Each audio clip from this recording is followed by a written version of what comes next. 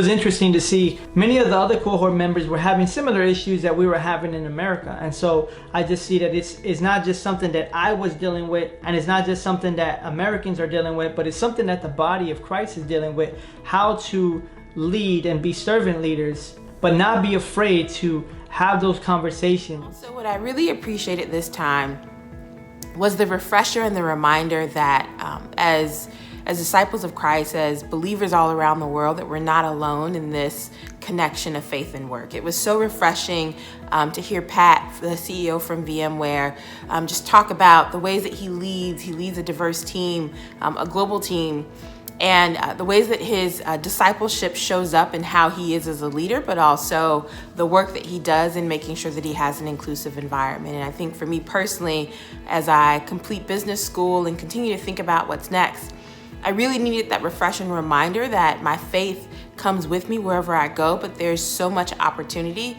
to ensure that I am being a light to the world, but also allowing those around me who work with me and report to me to feel like they have a safe, loving and inclusive environment that's really reflective of who Jesus was when he walked on the earth. In today's hustle culture, it's so easy for entrepreneurs to fall into the trap thinking that all that you are is all that you do.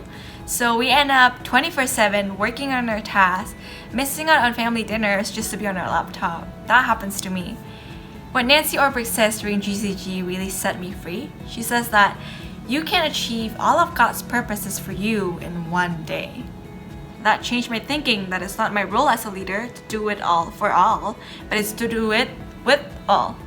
In that sense, I'm giving others in my organization the space for them to grow into their own God calling and God giftings. She mentioned about the importance of setting rhythm, for you to allow God to show that He is King and you're just a servant doing His work. In that sense, it safeguards me from arrogance, from glorifying the gifting that God has given me more than the giver. Nancy Ortberg shared about how Jesus chose optically terrible people like Peter, and that made me challenge the way I view people. Would Jesus have seen them differently? For Pat, he talked about how he was always curious about different religions and cultures to build trust and initiate conversations, and that is so applicable to me in Singapore. How do we find accountability and humility? And that is also done in community with people. And it's a lot about not letting success get to your head and being on our knees all the time to remember who we are and put Jesus back on the throne. One thing that's takeaway for me is to have an eternal mindset. We're gonna live in an eternity. What is gonna be important in an eternity versus what is now important now? I just think it was such a great recentering time to just reconnect with the Lord and just get really clear on what is He asking of me in this. I'm kind of like a little Esther moment. I thought that Nancy's quote about that the Lord's not asking me to live anyone else's life but my own. I feel like the Lord will hold me accountable to how I stewarded that and how I'm stewarding this time in the pandemic and my life. And so I just feel like the themes of legacy and endurance and creating time to rest and reconnect with the Lord really are lessons that ring true, especially now that we have some extra margin. And it was just really exciting because I want to be able to say that I used this time well and that it shifted the trajectory of my life afterwards.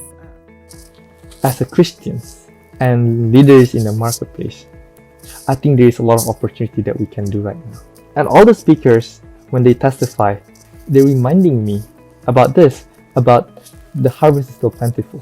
My privilege even in the next 2 months is not just to finish up what is on my plate well, but to make sure that I help prepare the way, I pave the way for the next generation to thrive, to do even greater works as Jesus Himself promised. Second, I don't want to neglect the daily disciplines that is so crucial as a runner, that is so crucial as a believer of faith, a kingdom worker, that will keep me aligned with God, will keep building up muscles of faith, and ultimately will prepare me for whatever race or baton is next for me to take. So thank you so much, GCG, and see you next year.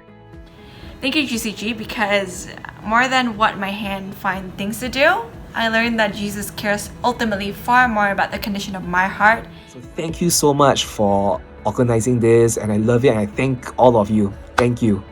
Thank you for the great opportunity as an alum to come back, and I can't wait to see all of the amazing opportunities that come from what everyone received from GCG. Bye.